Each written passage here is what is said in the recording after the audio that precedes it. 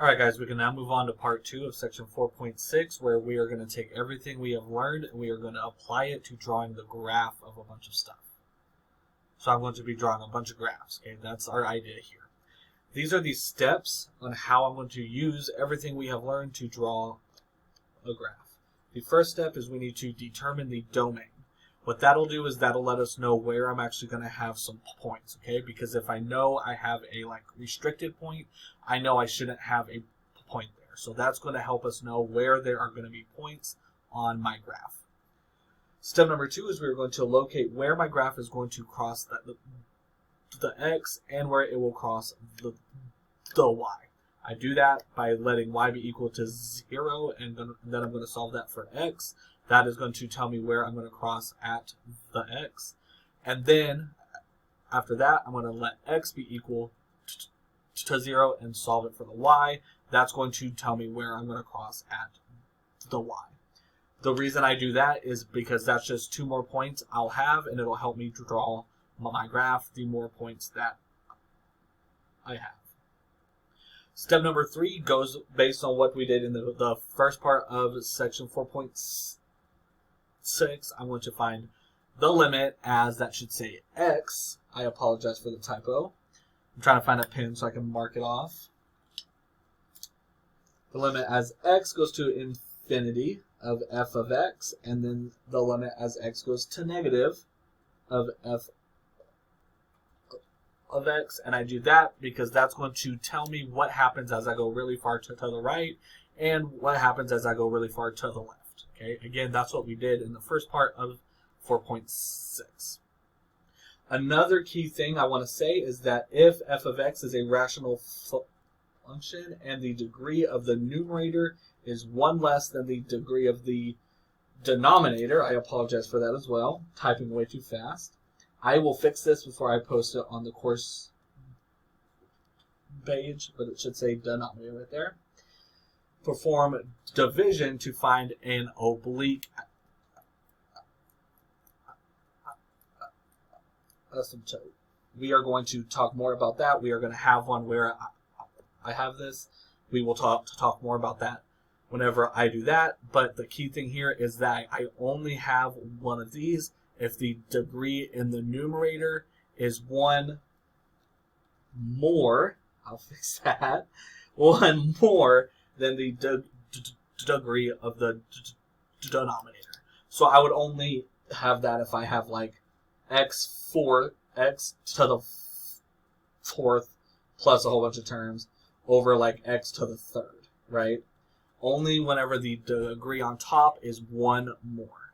That's whenever I would have an oblique asymptote. All right, our 4th step is to determine where f of x has any vertical asymptotes in a rational function. This can be done by canceling out any common factors and then setting the remaining factors in the denominator equal to 0. So we are going to have somewhere we do that.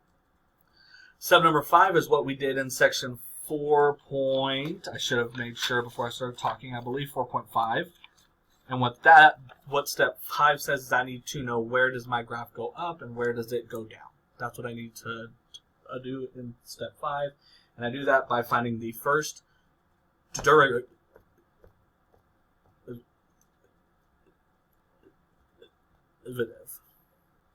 My last step is I'm going to find my inflection points so that I know where I am concave up and concave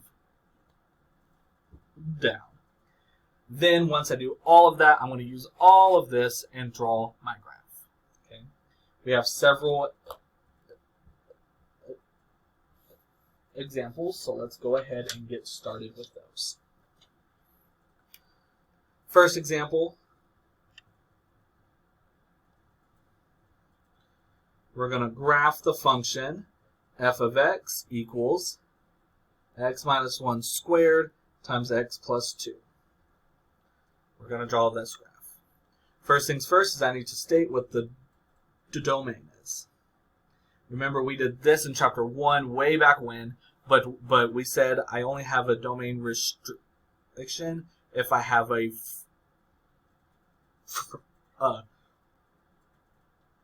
fraction, a square root, or a logarithm. I don't have any of those here, so I would say that my domain is negative infinity to positive infinity. Again, the only restrictions we'll ever have are if we have a fraction, if we have a square root, or really an even root, so like a fourth root and that kind of stuff, or if we have a logarithm. We don't have any of that here, so I'm good. Step number 2 is we need to find the intercepts. So first things first, let's find the X intercepts. Like we said, we do that by letting y be equal to 0, and I'm going to solve that for x. So 0 equals x minus 1 squared times x plus 2. Since this is factored out, we're going to set each factor equal to 0. So I get x equals 1 and x equals negative 2. So again, that's where I'm going to cross the x axis. Now we're going to do the same thing for the y. We're going to let x be equal to 0 and solve that for y. So y equals 0 minus 1 squared times 0 plus 2. So that's negative 1 squared times 2. The negative 1 squared is just positive 1. And 1 times 2 is equal to 2. So this means I am going to cross the y axis at y equals 2. Step number 3 is to find the limits. The limit as x gets really big of f of x. It might help us out if we multiply this out. So let's do that really quick. X minus 1 squared. We would do x minus 1 times x minus 1. That would be x times x is x squared minus 1x minus 1x, so minus 2x. Negative 1 times the negative 1 is positive 1. So now multiply that by x plus 2. Again, this is just to help us out. X squared minus 2x plus 1 times x plus 2. X squared times x is x cubed. X squared times 2 is 2x squared. Negative 2x times x is negative 2x squared. Negative 2x times 2 is negative 4x. I'm running out of room, so I'm going to move to the next line. 1 times x is x. 1 times 2 is 2. Combine like terms here, and we see we get x cubed. The x squared terms are going to cancel out. Negative 4x plus x is negative 3x plus 2. So really, the function, this should say x to the third, my bad, is, I can rewrite it as x to the third minus 3x plus 2. Remember, we learned in the first part of section 4.6, I really only need the largest term, so I'm just going to look at x to the third. And again, the reason why is because as x gets really big, this first term is going to grow more than every other term. So at some point, these two terms aren't going to change much. So I really only care about this first term. As x gets really big, x cubed is going to also get really big. So this means as I go to the right side, my graph is going to point up. That's what this means. As I go to the right side, my graph is going to go off to infinity. Now do the same thing for negative infinity so that I know what happens on the left side. Again, it's going to be the limit as x goes to negative infinity to x cubed minus 3x plus 2. I only care about my largest term, so that's x to the third. As x gets really big, x cubed gets really big, but since this is negative, a negative cubed is a negative. So this is going to be negative infinity, which means on the left side, I'm going to point downwards. Again, if you want to review that, this is what we did in the first part of section 4.6. Now on to step 4. Step 4 is to determine if there are any vertical asymptotes. If you read what I wrote on step 4, it says that I only have that if I have a rational function and I can find it by doing blah, blah, blah. But since the function I have is not a rational function, I don't have any. Okay? Since my domain is all real numbers, I do not have any vertical asymptotes. So there are no vertical asymptotes. So I'm good for step 4. Step number 5, we need to calculate the derivative. This is why it was really helpful whenever I multiplied all of this out, because I now have it as f of x is equal to x cubed minus 3x plus 2. So finding f prime isn't hard, right? If I take the derivative of that, I can bring my 3 down, which makes it 3x squared minus 3. So the derivative is 3x squared minus 3. And I need to find where this is equal to 0 or where it is undefined. Well, since this is x squared, I know this is going to be defined for all x. So I just need to find where it is equal to 0. So to solve that, I can add 3 on both sides. So 3x squared is equal to 3. Divide by 3. X squared is equal to 1. Take the square root of both sides. X is equal to plus or minus 1. So the critical points happen at positive 1 and negative 1. Remember though, it's helpful if I actually know what these points are so that I can plot them. So when x is equal to 1, let's find what f of that is. So then let's find f of 1. So that's going to be 1 cubed minus 3 times 1 plus 2. 1 cubed is 1. 3 times 1 is 3 plus 2. 1 minus 3 is negative 2 plus 2 is 0. So I know I have the point 1, 0. And then I also have another critical point at negative 1. So let's plug in negative 1 and see what happens there. Negative 1 cubed is negative 1. 3 times the negative 1, this should be minus. Negative 3 times negative 1 is positive 3, and then plus 2. Negative 1 plus 3 is 2, plus 2 is 4. So now I have another point, negative 1, 4. I also know that I need to know where does my graph point up and where does it point down. So I'm going to make the number line, plot my critical points, negative 1 and positive 1, and I need test points around them.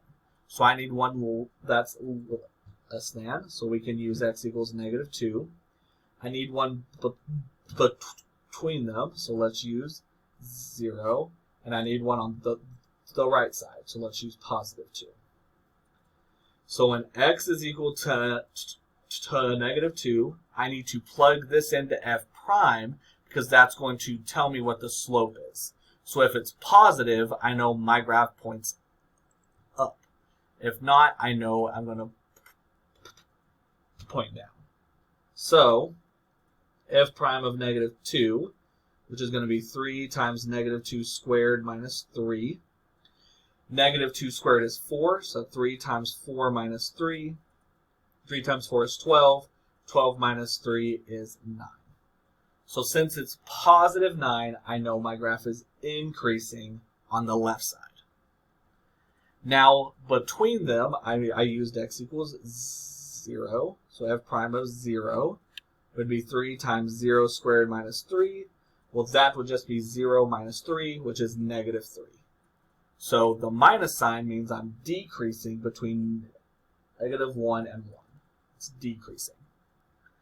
So now I need it on the right side. For that, we used x equals 2. So I need f prime of 2.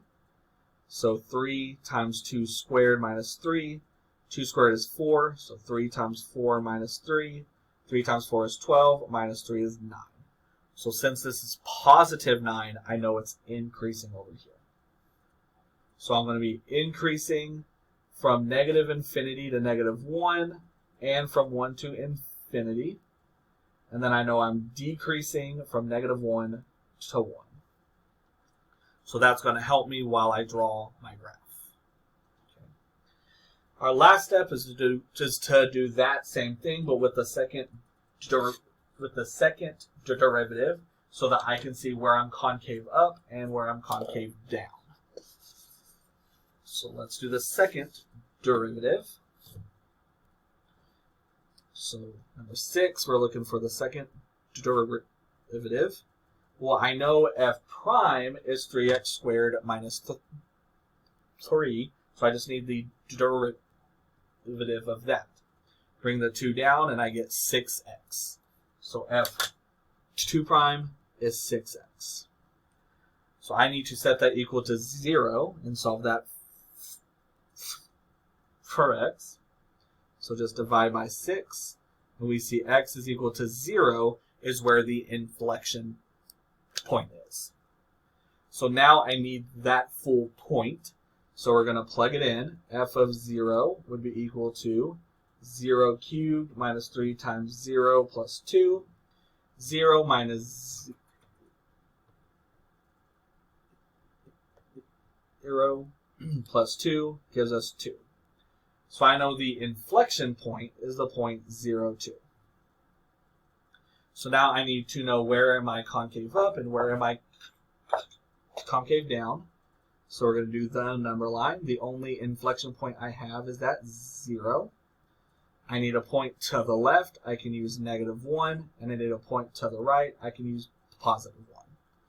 To find out if it's concave up or down, I put that into f2 prime.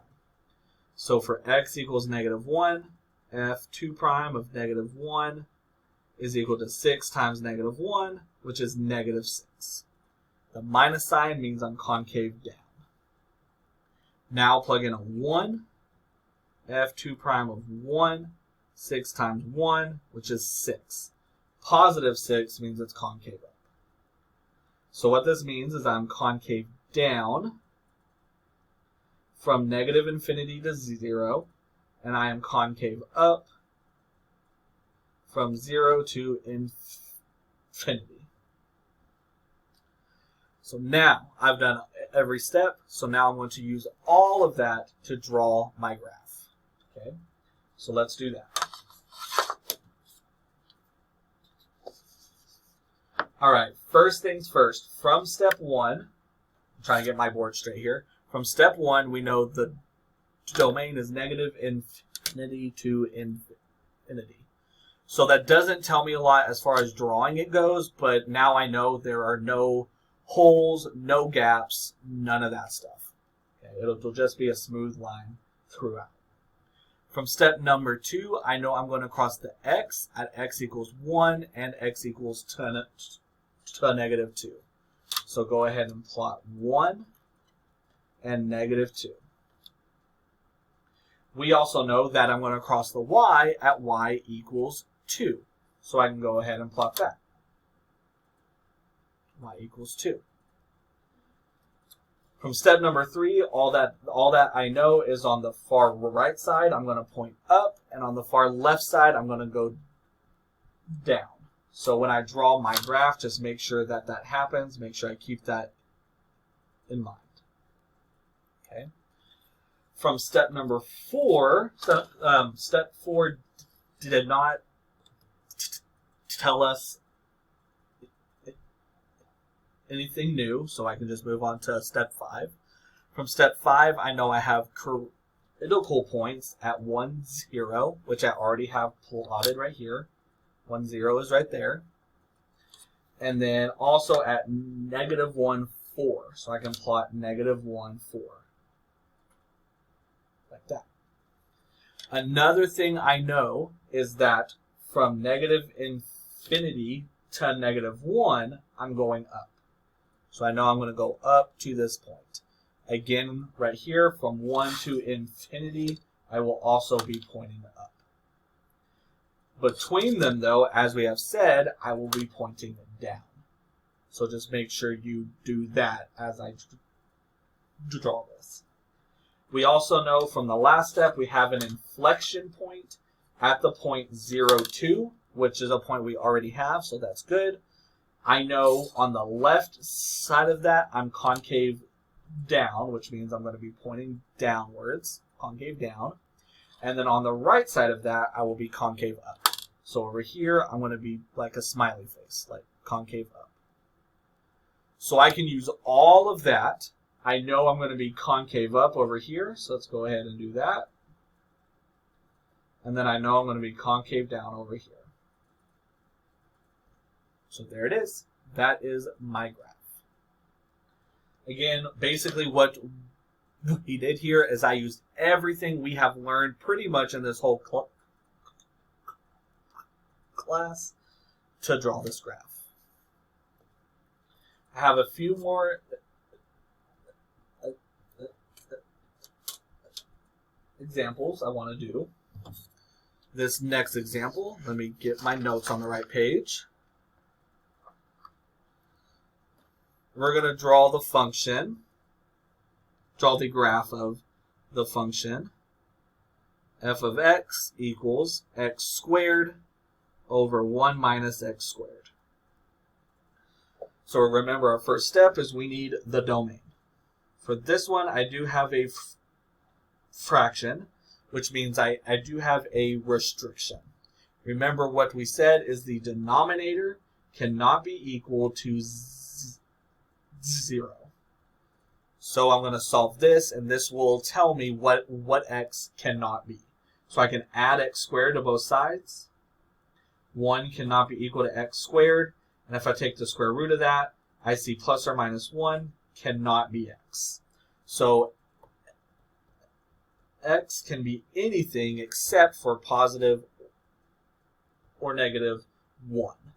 So my domain, I should have written that right down here, but my domain is negative infinity to negative 1, negative 1 to 1, and 1 and everything else. Pretty much everything except for those 2 points. Moving on to step 2, I need to see where I cross the x and where I cross the y. So for the x intercepts, we let y be equal to 0. So that means 0 is equal to x squared over 1 minus x squared.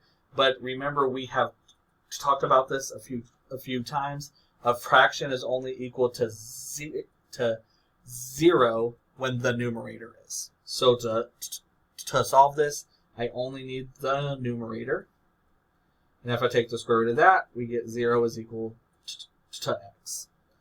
So this means I'm going to cross the x-axis at 0. Do the same thing for y. If you look at what we just did, you can probably guess what this will be. Let x be equal to 0. So y is equal to 0 squared over 1 minus 0 squared. 0 squared is 0 over this would be 1. So I get y equals 0. You could have probably guessed that from this right over here, because we already said here that when x is equal to 0, so is the y. So we could have already guessed that, but here's the proper way to show us how. All right, that's step 2. Step 3 is to see what happens as I go far on the right side and what happens as I go far on the left side. So we're going to take the limit as x goes to infinity of the function. So x squared over 1 minus x squared. Remember I said I only need the largest term for each of these. So on the numerator, that's x squared. On the denominator, that's negative x squared. Well, the x squareds cancel out. So that's going to be 1 over negative 1, which is negative 1. So what this means is that I have a horizontal asymptote at y equals -1. If I look at what happens on the left side, again, we only need the largest terms. So that's going to be x squared over -x squared. Since everything is being squared, everything will always be positive. So this is going to be the same thing. There's no change. It's going to be the same thing. For step number 4, we need to factor everything out and see if there are any common factors. So the numerator is just an x squared, so that cannot be factored. But in the denominator, I have 1 minus x squared. This is like saying 1 squared minus x squared. So I can rewrite this as 1 minus x times 1 plus x. Remember, I've said this is a trick we use a lot. If you have a squared minus b squared, you can factor that with a minus b, a plus b. So now I want to see, are there any common factors? And if I look on this, there are not. And therefore, I just set each thing in the denominator equal to 0. For this one, add x, and you get 1 equals x. For this one, you could subtract 1. X is equal to -1. So this means there are vertical asymptotes at x equals 1 and x equals the -1. So when I draw my graph, we will take care of that. Step number 5, we need to find f prime. Since this is a quotient, I'm going to need the quotient rule. So f prime of x equals, I'm getting the board back with the function. Here it is. So remember, on top, it's low d high, so I'm going to keep the denominator. The derivative of the top, the derivative of x squared is 2x, minus high d low. So keep the numerator times the derivative of the denominator, which would be -2x. All of that over the denominator squared, so I'm just going to write that as 1 minus x squared squared. Let's simplify this because that looks like a whole mess. Distribute my 2x. We get 2x minus x squared times 2x is 2x to the third.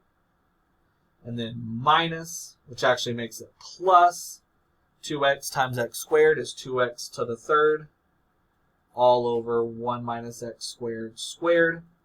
-2x cubed plus 2x cubed, those cancel out. So the derivative is 2x over 1 minus x squared squared.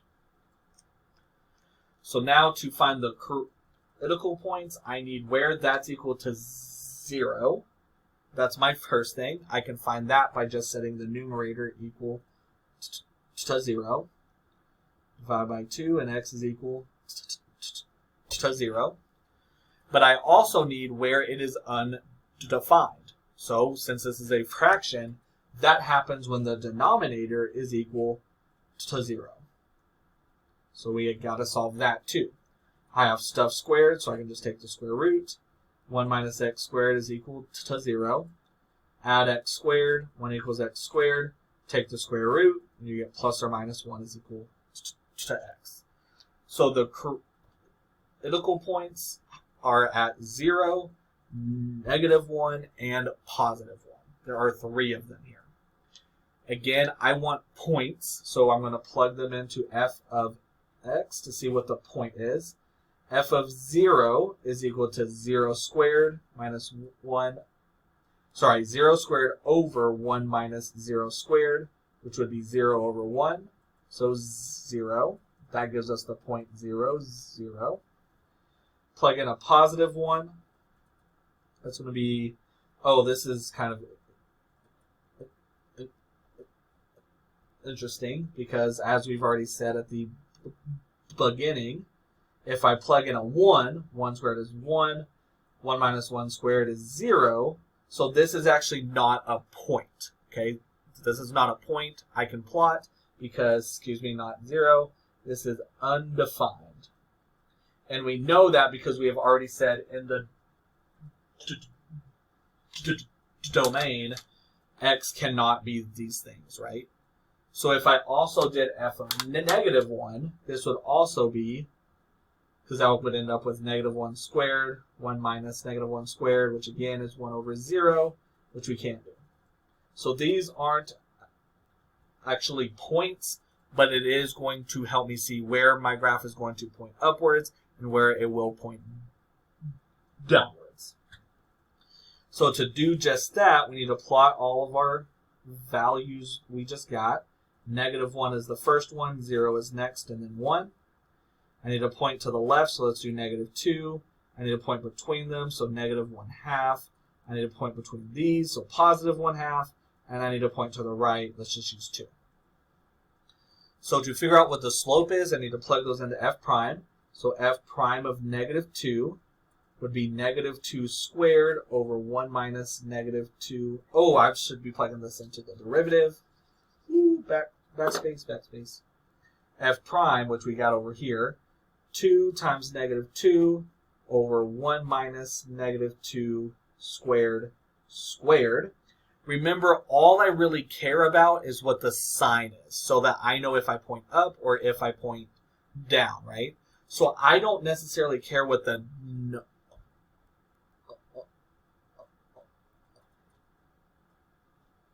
number is here. I want to know what the sign is. On top, positive 2 times negative 2 will make that a negative over, I have a bunch of stuff squared, so this will always be positive. So my sign here would be a negative. So right here, it's pointing down. Do the same thing for negative 1/2. Again, I don't care what the number is. I just care about what the sign is.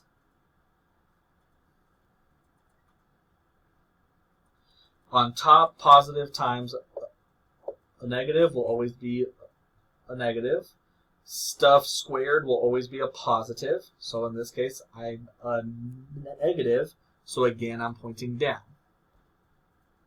Do the same thing with 1/2.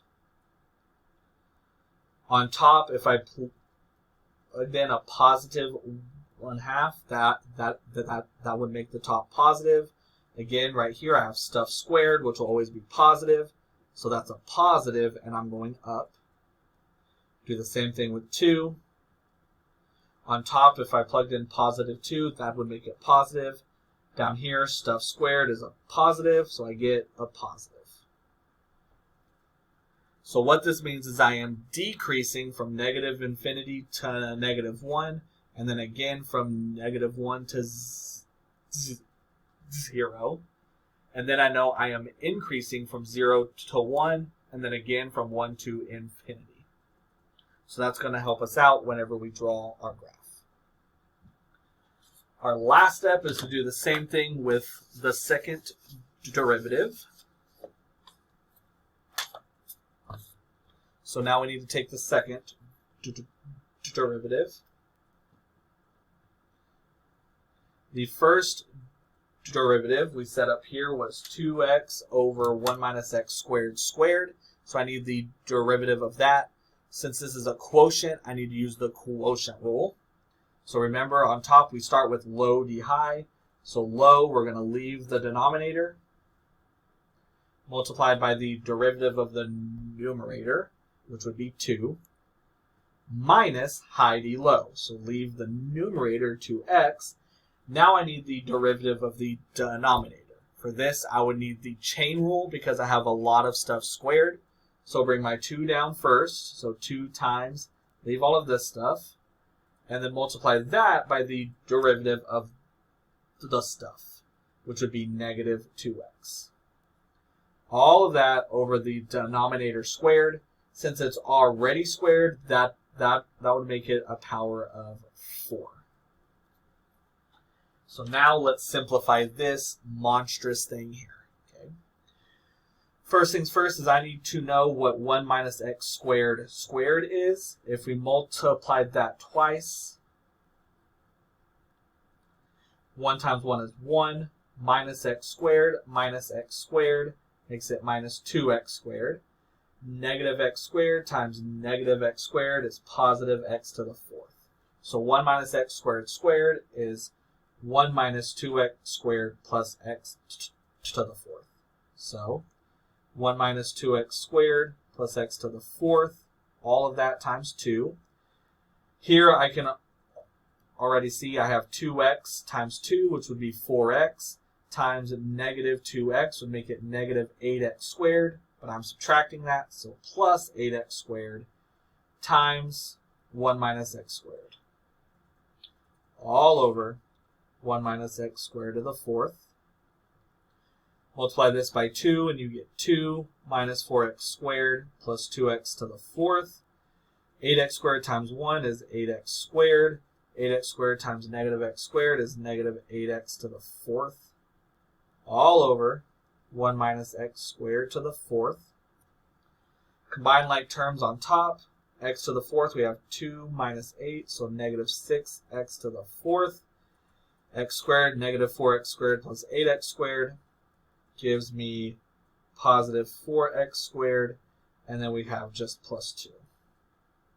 All over 1 minus x squared to the 4th. And now I can try to factor everything on top. If you used your factoring techniques, what you would actually get is 2 times 3x squared plus 1 times 1 minus x squared all over 1 minus x squared to the 4th.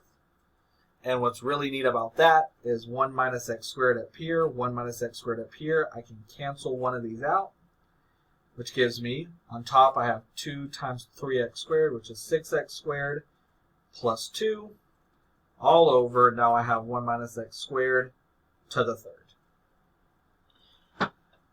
So what I need here is I need to see where this is equal to 0, which happens when the numerator is. So let's set that equal to 0. Subtract 2 and you get 6x squared equals negative 2. Divide by 6 and you get x squared equals negative 1/3. But remember, there is nothing real I can plug in there for x to square. That'll give me a negative, right? This can't happen, because if I try to, it would be like the square root of 1/3 times I, which isn't a point I can actually plot. And so this does not help me. So now how about I try everywhere where it is undefined, which happens when the denominator is equal to 0, which, as we have seen several times in this problem, would give me plus or minus a 1. So that's where our inflection points are. But remember, we said these actually can't be a point, and so I won't actually have a point. Again, that is because they are not in the domain. So what I need to do is see where I'm concave up and where I'm concave down. My inflection points are negative 1 and 1. I need a point to the left. I can use negative 2. I need a point between 0 and then a point to the right. I can use 2. I need to plug each of these into the second derivative, which we have right here. So the second derivative of 2, again, I only care about what the sign is. So on top, I would have 2 squared, which is 4, times 6, which is 24, plus 2, which is 26. Either way, that's positive. Over, down here, if I plugged in a negative 2 squared is equal to 4. 1 minus 4 is negative 3. Cube that, and you get a negative. So the whole thing will be a negative. So this is concave down. Do the same thing for 0. Plug in a 0 on top and you get positive 2, so that's going to be positive over.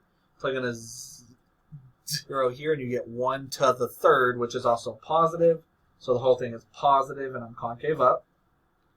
Then if I plug in a 2, plug in a 2 right here, 2 squared is 4 times 6 plus 2 is going to be positive over, plug in a 2 right there, then inside of here I get negative 3 to the third, which is going to be negative. So the whole thing will be a negative, and I'm concave down.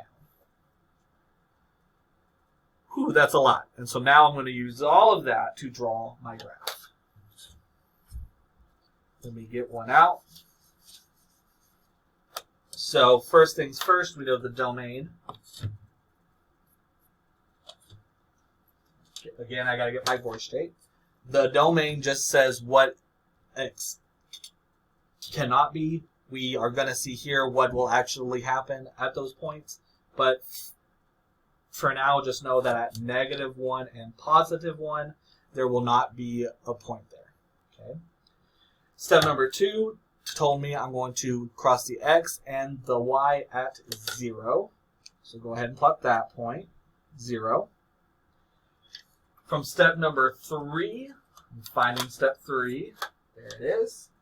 We know we have a horizontal asymptote at y equal to -1.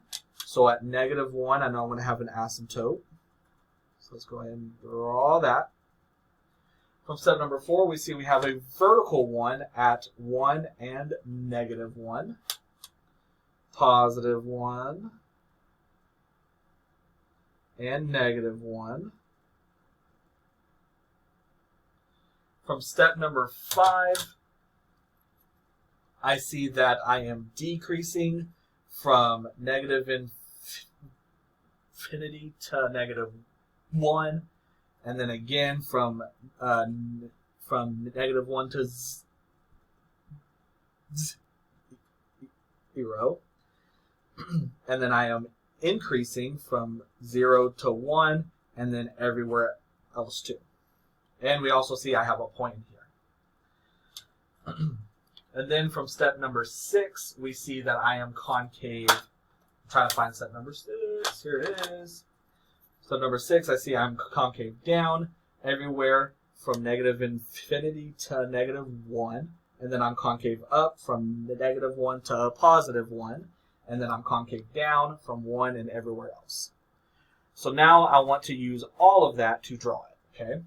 So the big key thing here is I know there's a point right here, and I know from -1 to 1, I am concave up, which means the only possible thing I can have to be concave up is if my graph is in here, like this.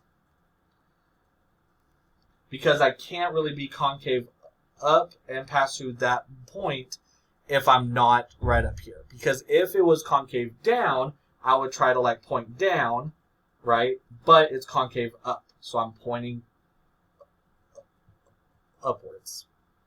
Same thing out here. I know on this left side over here, I'm concave down, right? But I can't be concave down up here because I know I'm trying to approach over here, right? So if I was concave down, I would be trying to do something like this. But if I did that, I'm not approaching this line as I go out here, right? So the only way I can be concave down, which means my graph is pointing downwards, is if I look something like this. Same thing on the right side. I know I'm concave down.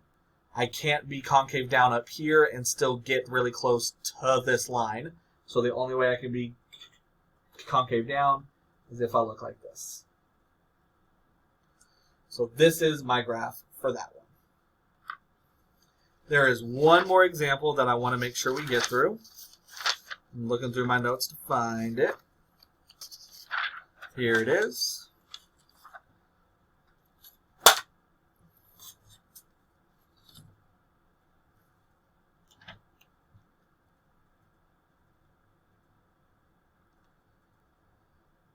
This is going to be f of x equals x squared over x minus 1.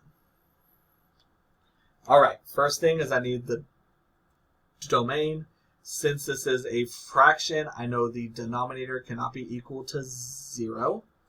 If I add 1, we see x cannot be equal to 1. So the domain would be everything except 1. So negative infinity to positive 1, and positive 1 to positive infinity. So that's helpful there. Step number 2, I need to know where I cross the x and where I cross on the y. To figure out on the x, remember we set y equal to 0 and solve it for x. So 0 equals x squared over x minus 1. But as we have said a lot of times, a fraction is only equal to 0 if the numerator is. So just set the numerator equal to 0. Square root on both sides, and 0 is x. Same thing for the y. Again, we can probably guess it from what we just did, but just to show you, we let x be equal to 0. So y equals 0 squared over 0 minus 1. 0 squared is 0. 0 minus 1 is negative 1. Divide those, and we still get y is equal to 0. So I'm going to cross the x and the y at 0. Moving on to step 3, this is where things get a little bit strange, and the reason is because, like we said in step 3, when the degree of the numerator is 1 more, like it is right here, we have what's called an oblique asymptote. Okay, so let's look at that. If I took the limits like we normally do, so the limit as x goes to infinity of f of x, which is x squared over x minus 1, the highest term in the numerator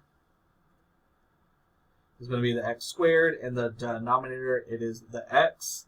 X squared over x, if I divide those, we just get x. So as x gets really big, I know this is going to get really big. So that doesn't really tell me much, because yes, it's going to go upwards, but that's all that we know there. Do the same thing for the left side, the negative. X squared over x minus 1. Again, I only need the largest one. On top, that's x squared. On the bottom, that's an x. But since it's negative, we see that the numerator is being squared, so the top will always be positive, but the denominator will always be a negative. So whatever I get is going to be negative. So make sure that happens. X squared divided by x is just x, so that's the limit as x goes to negative infinity of x, which is negative infinity. So on this case, I know the left side is going to point down, but since this is a rational function, I can actually go one more step. Since the degree on top is 1 more, I know I'm going to have an oblique asymptote. And as we said in our steps, step number 3 here, how I find what it is, we are going to divide x squared by x minus 1. So I'm going to actually do x squared divided by x minus 1. And this is where you are going to need your algebra skills, okay? So whenever we divide stuff, I can't skip terms. So I need an x term and I need a constant. So go ahead and put those there. I want to know how many times does x go into x squared? Well, how I get from x to x squared is I multiply it by x. Now I do x times all of that stuff. X times x is x squared.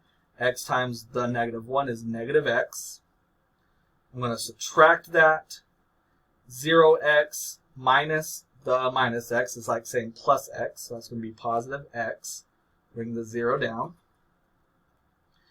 How do I go from x to x? I'm going to multiply that by a 1. So 1 times x is x. 1 times the minus 1 is minus 1. Subtract it. 0. This makes it plus 1. Gives me a 1. Now there are no more terms left, which means I have a remainder of a 1. So that's going to be 1 over x minus 1. Now the reason we do this is because, like we said, what I want to see is what happens when x gets really big, right? Well, if I look at it this way, as x gets really big, this last term gets really small. so I can pretend like it's not even there. Okay. So what this means is as I go really far on the right side, I'm getting close to the line x plus 1. So the oblique asymptote would be y equals x plus 1. So what this means is when I draw it, I'm going to draw the graph of x plus 1, which we know is a straight line with a y-intercept at 1 and a slope of 1, so up 1 over 1. And the asymptote's going to be right here. So instead of it being a flat line, it's going to be like this. Okay. We will get there whenever we draw the graph. Step number 4, I need to see if there are any vertical asymptotes. Remember, this happens if I can if after I cancel everything out, if I still have a factor in the denominator. So if I look at x squared over x minus 1, there are no common factors there, and so I would just set the denominator equal to 0, which gives me x equals 1. So this means there is a vertical asymptote at x equal to 1. Step number 5, I need to take the first derivative. So I'm going to use the Quotient Rule. Remember low d high, so low is x minus 1 times the derivative of the top, which is 2x, minus high d low, so keep the numerator, and the derivative of the denominator would just be a 1, so times 1, over the denominator squared. So on top we have 2x squared minus 2x minus x squared over x minus 1 squared. 2x squared minus 1x squared is 1x squared minus 2 over x minus 1 squared. So to find the critical points, I need to find where that is equal to 0 and where it is undefined. Really quick, I'm realizing now this should be 2x, so minus 2x. That's helpful, really helpful. So where this is equal to 0 is where the numerator is, so x squared minus 2x equals 0. Both of those have an x, so x times x minus 2 equals 0. Set it equal to 0, and you get x equals 0 here, and then x equals 2 there. But if I can, I want a point. So let's find the point f of 0. 0 squared over 0 minus 1, which is equal to 0. So the first critical point is 0, 0. Then plug in a 2. 2 squared minus 2 minus 1. 2 squared is 4. 2 minus 1 is 1. So that's going to be 4. So the other point I have is 2, 4. But it could also be where the derivative is undefined, which happens in the denominator. So set x minus 1 equal to 0, which gives us x equals 1. But as we know from the domain, I can't let that be 1, right? I can't actually plug it in. So there's not a point there. So then I don't need this like what I did here. But I still need to do the number line. The first one on the left, furthest left, is 0, it looks like. After that, it's 1. And then after that, it's 2. To the left, I can use the test point -1. Between these, I can use 1/2. Between these, I can use 3/2. And out to the right, I can use 3. So I need to find what the slope is. So I need to plug it into the derivative. So the derivative at -1 is going to be -1 squared minus 2 times -1 over -1 minus 1 squared. Again, I only care about what the sign is. This would be +1 plus 2, which gives me positive. This is a bunch of stuff squared, so it's going to be positive. So the answer is positive, which means I'm increasing here. Plug in 1/2. 1/2 squared is 1 over 4 minus 2 times 1/2, which is going to give me -1 1 over 4 minus 1 is going to be negative. And then again, this is stuff squared, so it's going to be positive, which gives me a negative, and I'm decreasing. For 3 over 2, 3 over 2 squared is going to be 9 over 4 minus 2 times 3 over 2 is just 3, so minus 3 over some stuff squared, so I know it'll be positive. 9 over 4 minus 3 is going to give you negative 3/4, so that's going to be negative over positive, which is negative. So I'm decreasing there too. Now plug in 3. F prime of 3 is going to be 3 squared, which is 9, minus 2 times 3, which is 6, so that's going to be positive. Stuff squared is going to be positive, so I get positive, and it is increasing there. So again, I know I'm increasing from negative infinity to 0 and from 2 to infinity. And I'm decreasing from 0 to 1 and from 1 to 2. So that's going to help me draw my graph. Last step is to do the same thing with the second derivative. So we need to find what the second derivative is. We know what the first one is. We found it right here. Oops, sorry about that. So again, I need the quotient rule. So low d high minus high d low. Low is just the denominator. So x minus 1 squared times the derivative of the numerator, which would be 2x minus 2, minus high d low, so keep the numerator as x squared minus 2x, times the derivative of the denominator. I would just bring my 2 down, so 2 times x minus 1, and then I would normally use the chain rule and do the derivative of that stuff in here too, but that's just 1, so that's like saying times 1. All over the denominator squared, so x minus 1 squared. Oh, it's already squared, so if I square it again, it's to the 4th. So now I've got to try to simplify this. This is a whole mess, right? Well, if I notice right in here, I have 2x minus 2. Both of those have a 2, so let's pull out a 2. So 2 times x minus 1 squared. If I factor out a 2, I'm left with x minus 1. Well, if you look at that, that's x minus 1 squared times x minus 1. So I can actually make that one term. You know what? I'll do that on my next step just so that I don't do a lot of stuff right here. So that's good. And here I see in these first two terms I have an x. So I can factor out an x there. And I can also bring this 2 out front. So 2 from this 2. Factor out an x. And I'm left with x minus 2 times x minus 1 all over x minus 1 to the 4th. So like I tried to say right here, if you look, I can make that x minus 1 cubed minus 2x times x minus 2 times x minus 1 all over x minus 1 to the 4th. Well, all of these have an x minus 1, so I can factor 1 out from each term. That's going to leave me with 2 here, none there, and only 3 here. So 2 times x minus 1 squared minus 2x times x minus 2 all over x minus 1 to the 3rd. Now let's try to simplify this. X minus 1 squared, if we did that, x times x is x squared minus 1x plus 1. So x squared minus 2x plus 1. But I'm going to multiply that by 2.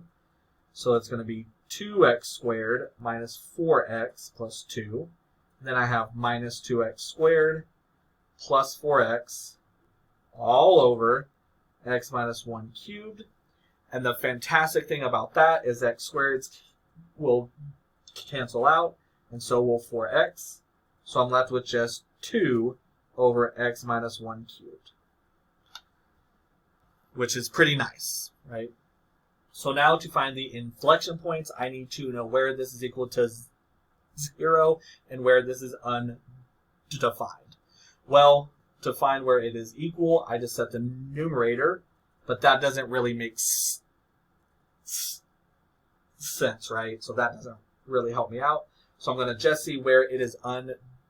to find, which happens when the denominator is equal to 0.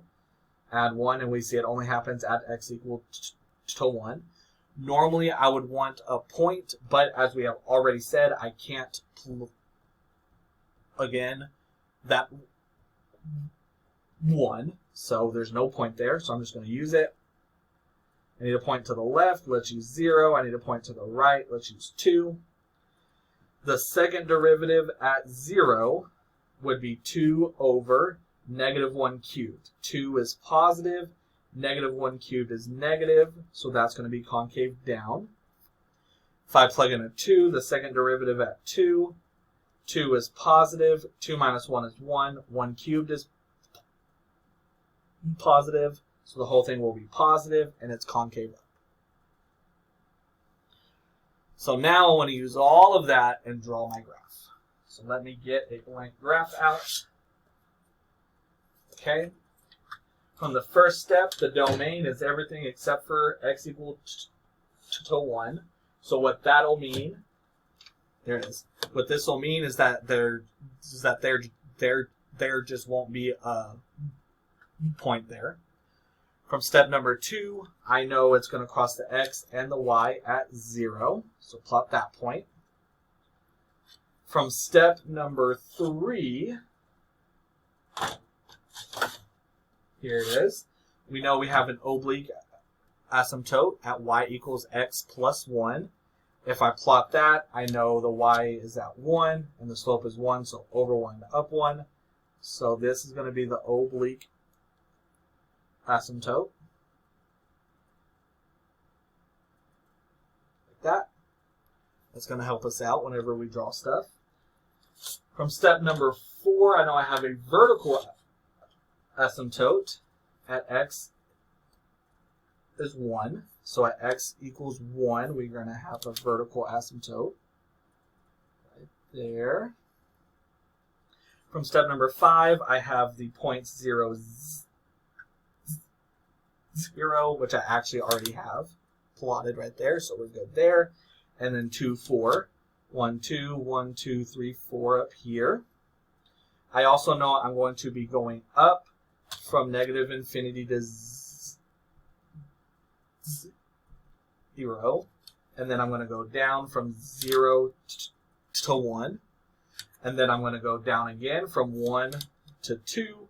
And then I'm going to go up from 2 to everywhere else.